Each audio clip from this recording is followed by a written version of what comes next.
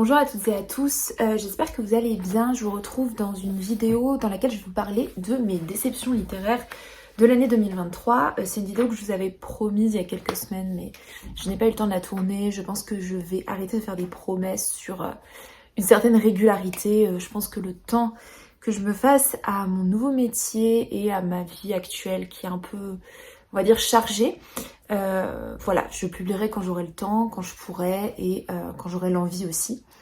Voilà, donc cette vidéo arrive un petit peu tard on s'approche déjà de la fin du mois de février, mine de rien, et là on va parler encore de 2023, écoutez, mais ça me tenait quand même à cœur de faire cette vidéo, je vous en avais parlé, et puis j'ai quand même quelques petits trucs à dire qui j'espère seront intéressants. Voilà, donc écoutez, c'est pas très grave. Donc je vais vous parler de 6 livres aujourd'hui. J'ai décidé de faire une liste assez courte parce que déjà il n'y avait pas énormément de très mauvaises lectures que j'ai faites cette année. Enfin même je pense pas qu'il y ait de très mauvaises lectures. Il y a des lectures qui m'ont laissée indifférente, des lectures que j'ai pas appréciées, des livres que j'ai pas finis, donc c'est surtout ceux-là dont je vais parler aujourd'hui. Mais en fait je vous avais dit dans ma vidéo précédente que c'était surtout une année de lecture, on va dire moyenne plus, donc des lectures qui m'ont laissé plutôt indifférente sans que je passe un mauvais moment. Donc c'est des lectures qui peuvent rentrer ni dans la vidéo précédente ni dans celle-ci. Voilà, donc ça explique pourquoi il n'y a pas beaucoup de livres, mais écoutez, tant mieux, hein. L'important quand même c'est d'apprécier nos lectures. Voilà, donc écoutez, commençons maintenant avec La liberté et la mort de Nikos Kazantzakis, qui est un auteur grec dont je vous avais parlé dans ma vidéo sur la littérature des Balkans. Et donc je vous avais déjà dit que ce texte ne m'avait pas trop plu. Donc je vais pas trop m'étendre, mais en gros, La liberté et la mort, si vous n'avez pas vu cette vidéo et que vous n'avez pas lu le livre, ça raconte une sorte de guerre entre les Grecs, les Crétois pour être plus précise, et l'Empire ottoman, à la fin du 19e siècle, si je dis pas de bêtises, et la guerre fratricide que vont se mener un homme grec et un homme turc ottomans qui ont été des amis d'enfance, etc. J'ai pas aimé ce livre parce que le personnage principal, qui était le capitaine Michel, qui est le personnage crétois, un des deux amis, enfin celui qui est grec, le capitaine Michel était un personnage assez détestable, très misogyne, et c'était difficile de suivre pendant 700 pages ses aventures alors qu'on est censé, j'avais l'impression que l'auteur essayait de nous faire compatir en fait avec sa cause, mais le fait est que dans les faits, comme il était très misogyne, très violent, très brutal, avec un clair manque d'empathie, on avait forcément du mal à s'attacher à lui, à s'intéresser à ses aventures, à espérer qu'il triomphe, etc. Et ça me dérange pas forcément qu'un personnage principal soit un antagoniste ou qu'un personnage principal ne soit pas forcément très sympathique. Mais quand on lit un roman qui est censé être un roman d'aventure, dans lequel on est censé vivre avec le héros toutes ces aventures, les ressentir de façon intense et presque passionnelle, je trouve que c'est un problème quand même. Et si on met ça de côté, j'ai trouvé le livre très misogyne. J'ai déjà lu des livres très misogynes, j'en ai lu beaucoup et il y en a que j'aime beaucoup malgré leur misogynie. Mais dans celui-ci, je sais pas, j'ai eu beaucoup de mal, je trouve, à faire la part des choses. Je pense que ça s'ajoutait au fait que le livre avait des longueurs. Et si s'ajoute à des longueurs des personnages pas très plaisants et des idées qui nous conviennent pas du tout, la lecture, au final, n'est pas une bonne expérience. Voilà, donc c'était pas un livre que j'ai beaucoup aimé. Je le regrette un petit peu parce que le résumé avait l'air très intéressant. Je pense qu'il y a des idées intéressantes dans ce livre. Et je sais que l'auteur est un des auteurs grecs contemporains les plus connus, qu'il a une production littéraire extrêmement prolifique. Donc pourquoi pas retenter sa lecture un jour. Je connais mal la littérature grecque moderne, en tout cas contemporaine. Donc je ne ferme pas la porte, mais cette expérience de lecture n'aura pas été une des meilleures, donc c'est clairement une déception. Je pense pas que ce soit un mauvais livre, mais c'est clairement un livre qui est trop long pour le propos qu'il essaye de tenir. Autre déception, La fête de l'insignifiance de Milan Kundera. J'ai lu beaucoup de livres de Kundera maintenant, beaucoup de livres que j'ai adorés, c'est vraiment un auteur qui me plaît énormément. Évidemment, L'insoutenable légèreté de l'être, qui est un grand chef-d'œuvre à mon avis. La valse aux adieux, qui est sûrement mon livre préféré de l'auteur. risible amour, la lenteur, etc., la plaisanterie, enfin bref, il a écrit énormément de livres qui sont, à mon avis, d'excellents livres de littérature. Et La Fête de l'insignifiance, à mon avis, est un peu en dessous de beaucoup de ses autres productions. Non pas que ce soit mauvais, encore une fois, parce que on retrouve en fait dans La Fête de l'insignifiance tout ce qui fait un peu le talent de Kundera, je dirais. La comédie noire, la tendance à l'absurde, les références à l'histoire soviétique, les anecdotes, voilà, tout ce genre de choses qui font un peu la saveur de Kundera, les personnages, les différents fils narratifs, une narration qui n'est pas linéaire, des chapitres qui se succèdent, qui n'ont pas forcément de lien les uns avec les autres, mais finalement quand on arrive à la fin du livre, on découvre que tous les chapitres avaient en fait un lien. Mais j'ai trouvé que c'était du Kundera un peu facile, c'est-à-dire qu'il y avait un peu tous ces éléments, il a fait une petite recette, ça a donné ce livre qui est assez court, du coup on reste un peu trop en surface et... en fait, c'est du Kundera, mais un peu en dessous, comme si Kundera se parodiait, je sais pas comment expliquer autrement. Et du coup, c'est un peu dommage, voilà, parce que je pense qu'il a déjà traité toutes ces thématiques dans d'autres livres, et il l'a fait avec beaucoup plus d'intelligence, beaucoup plus de brio, beaucoup plus de finesse et de nuance, et dans celui-là, voilà, il reste un peu trop à la surface de ces thématiques, même s'il y avait des passages qui étaient assez brillants et assez intéressants, notamment l'anecdote que les deux personnages principaux racontent sur Staline et qu'ils ont du mal à interpréter de façon correcte. Voilà, ça c'est du Kundera que j'aime bien, mais honnêtement, pour avoir lu plusieurs livres de l'auteur, celui-là ne restera pas dans les annales pour moi et n'a pas été un stand-out. Autre livre que je n'ai pas terminé, La vie des 12 Césars de Suétone. Cette année, j'ai commencé à lire un peu de littérature antique. Ça fait plusieurs vidéos, je vous parle de mon envie de lire de la littérature antique, parce que c'est une littérature que je connaissais surtout à travers mes cours de latin. Je dirais pas que j'ai été traumatisée par mes cours de latin dans ma scolarité, mais j'ai quand même été un peu traumatisée, je pense, à force de faire des versions latines, de passer des concours où il fallait faire du latin. J'ai principalement abordé ces textes à travers un cadre scolaire et surtout pas un cadre littéraire, puisque en latin on fait majoritairement, surtout quand vous passez des concours, etc., de la version, donc de la traduction. Donc on vous demande de comprendre un texte, mais il n'y a pas vraiment de plaisir de lecture, il n'y a pas de plaisir de façon générale pour la littérature latine en cours de latin, ce qui est un petit peu dommage. Et pourtant on étudie des textes qui sont pas forcément inintéressants et qui donnent envie d'être approfondis par ailleurs. C'est ce que j'ai fait donc en essayant de lire cette année La vie des 12 Césars de Suétone, qui est donc, comme son titre l'indique, des biographies des 12 premiers empereurs romains, donc en partant d'Auguste et en terminant, je crois, par Domitien, si je ne dis pas de bêtises.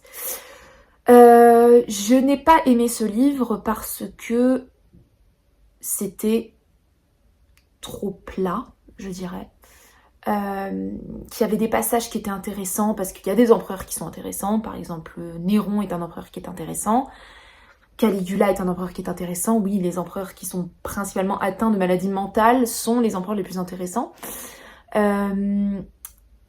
Tous ces empereurs-là sont intéressants. Et il y en a d'autres, ils sont pas si intéressants que ça, malheureusement. Il y a beaucoup de descriptions de ce qu'ils ont fait politiquement. Alors, ça peut intéresser certaines personnes, notamment les gens qui s'intéressent à l'histoire. Moi, je n'y allais pas avec cette perspective d'en apprendre davantage sur l'Empire romain. Pour moi, je voulais plutôt avoir la description de personnages emblématiques, sur leur caractère, peut-être leur psychologie, leurs désirs, etc. Et je pense que ce livre-là n'était malheureusement pas adapté à ce que je recherchais. Donc c'était de ma faute aussi. Et j'ai trouvé que le livre était extrêmement répétitif parce qu'à chaque chapitre vous recommencez en partant de l'enfance, etc. Et je pense qu'au bout d'un moment c'est très redondant. Donc malheureusement c'est un livre que je n'ai pas terminé. Voilà, il me restait à peu près 30 pages et je ne l'ai pas fini. Ce qui est quand même assez rare chez moi parce que je finis quasiment tout le temps les livres que je commence. Et surtout quand il reste si peu de pages, généralement je me force à les lire pour vraiment dire que j'ai fini le livre. Ici j'ai pas réussi. Voilà, ça m'a pas découragée de relire des livres latins, mais j'ai pas trouvé ce plaisir peut-être, cette recherche de l'anecdote que j'avais envie de ressentir à ma lecture. Donc malheureusement, ça restera une lecture forcément très oubliable pour moi. Autre livre que je n'ai pas trop apprécié et je suis assez triste parce que c'est un livre d'un auteur que j'aime énormément et c'est surtout le premier tome d'une tétralogie, je crois, dans laquelle s'intercale un de mes livres préférés qui est Belle du Seigneur d'Albert Cohen, qui est un livre que j'adore. Je crois que j'en vous en ai déjà parlé dans une vidéo. J'aimerais bien un jour en parler peut-être de façon un peu plus approfondie parce que je sais que c'est un livre qui est très clivant, mais moi j'avais absolument adoré. Et je suis allée donc lire Solal du même auteur avec énormément d'attentes, d'envie, Vraiment j'y suis allée avec beaucoup d'a priori positifs. Et je me suis dit je vais adorer. Je n'ai pas adoré, je n'ai pas détesté, mais je n'ai pas adoré et ça ne m'a pas fait l'effet que m'a fait Belle du Seigneur. Parce que c'est un livre pour moi qui est en dessous tout simplement. Et parce que le personnage de Solal dans ce livre, pour moi, n'est pas le Solal de Belle du Seigneur. Solal n'est pas un personnage sympathique, hein, je tiens à préciser. C'est également le cas dans Belle du Seigneur. Ce personnage est misogyne, détestable, imbu de lui-même, très narcissique, très mégalomane. Donc il n'y a absolument aucune sympathie pour ce personnage, ni pour le personnage d'Ariane d'ailleurs dans Belle du Seigneur, mais bon. Et dans ce livre, Solal, en fait, manque un peu, malgré toutes les tentatives de l'auteur, j'ai trouvé, pour faire advenir cette grandeur, il manque de la grandeur et du sublime que le personnage a dans Belle du Seigneur. En fait, Solal, c'est un grand séducteur, c'est quelqu'un qui aime les femmes, c'est quelqu'un qui prend une femme, la jette, etc. Enfin, caricature du misogyne. Et dans Belle du Seigneur,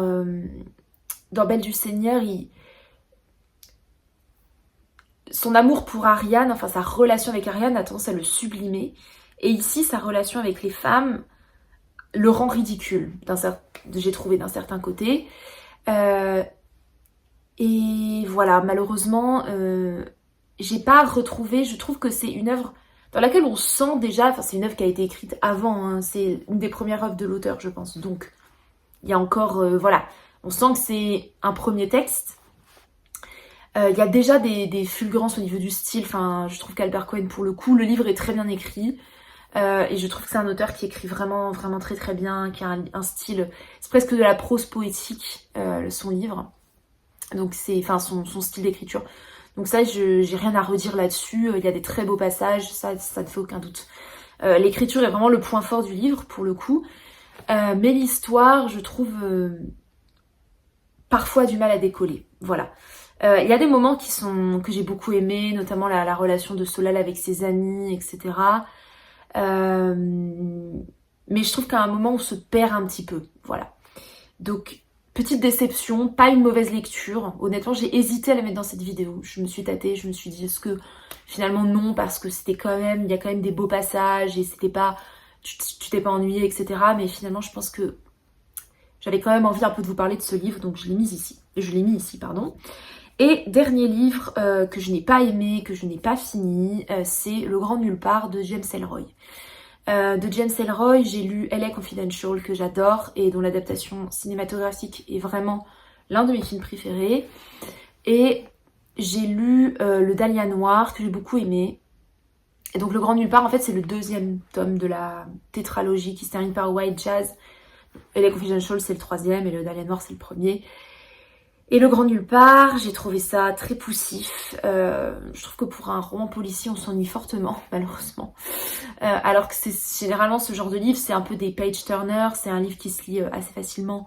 LA Confidential, par exemple, ça se lit très vite. Le Dahlia Noir, ça se lit vite aussi. Alors, je sais que James Ellroy cherche pas à faire du roman policier.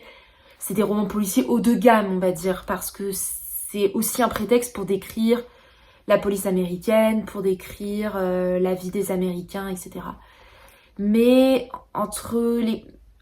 Alors, James Ellroy, c'est un homme qui écrit des livres d'hommes, entre guillemets. C'est-à-dire que les personnages sont des clichés de la masculinité dans tout ce qu'elle a de détestable à mon avis. C'est-à-dire une masculinité hyper virile, hyper toxique, misogyne, raciste, homophobe, beauf même, enfin surtout très beauf. Et au bout d'un moment, ça devient un peu lourd. Je sais pas vraiment si l'auteur est en train d'encenser ce genre de comportement, ou en tout cas de les valider ou de les critiquer. Mais s'il y a une satire, elle est peu visible, je trouve. Et puis pour avoir entendu certaines prises de position de James Ellroy, je suis pas convaincue que ce soit à 100% une satire. Voilà. Et en fait, au bout d'un moment, c'est très lourd. Enfin, il y a un des deux personnages principaux qui est un flic détestable, qui est homophobe, et on a des longs passages où il est vraiment, enfin c'est vraiment de l'homophobie gratuite si vous voulez, et on se demande un peu ce que ça apporte à l'histoire, puisque l'histoire à côté ne décolle pas vraiment, on n'est pas vraiment investi dans le mystère, on n'a pas forcément envie de savoir ce qui s'est passé, donc c'est un peu dommage, voilà. Encore une fois, c'est un livre où on a du mal à faire la part des choses, je trouve. Il y a des livres où on arrive à mettre de côté les opinions de l'auteur, sa misogynie, son racisme, son homophobie, etc. Là, moi, je suis pas du tout parvenue. En plus, le livre est très long, donc je me suis arrêtée au milieu. Je sais pas si je vais le reprendre. En fait, je l'ai mis en pause. Mais honnêtement, là, en vous en parlant, je me rends compte que j'ai pas spécialement envie de le reprendre. Donc on verra. J'ai pas l'intention de m'arrêter de lire James Ellroy, étant donné que j'ai à peu près 10 livres de lui dans ma bibliothèque et que il va bien falloir que je les lise un jour. Ou alors je les revendrai, je ne sais pas, mais bon. J'aimerais quand même finir cette tétralogie, mais Le Grand Nulle Part, malheureusement, c'est vraiment la représentation de toute l'Amérique que je déteste, et en même temps, sans qu'elle soit faite avec attachement, etc. Ou, vous voyez, comme par exemple peut le faire Faulkner, qui décrit le sud des États-Unis avec des personnages souvent très racistes, etc. Mais Faulkner le fait avec une sensibilité qui fait qu'on s'attache quand même à ces personnages, on arrive quand même à... On dépasse un peu simplement cette description d'une Amérique limite consanguine, et qu'on trouve de l'intérêt en fait dans cette lecture. Ici, malheureusement, l'intérêt est difficilement trouvable. Voilà, c'est tout pour cette vidéo. J'espère qu'elle vous aura plu. N'hésitez pas à me dire dans les commentaires vos mauvaises lectures, déceptions littéraires, etc. de l'année 2024. J'ai l'intention, là je suis en vacances, donc je vais peut-être en profiter pour tourner quelques vidéos. Espérons que j'y parvienne, espérons qu'on puisse retrouver là, puisque le printemps arrive, un rythme un peu plus régulier de vidéos, voilà. Mais en attendant, je vous dis à très bientôt pour une prochaine vidéo, je ne sais pas quand, mais espérons le plus vite possible, voilà.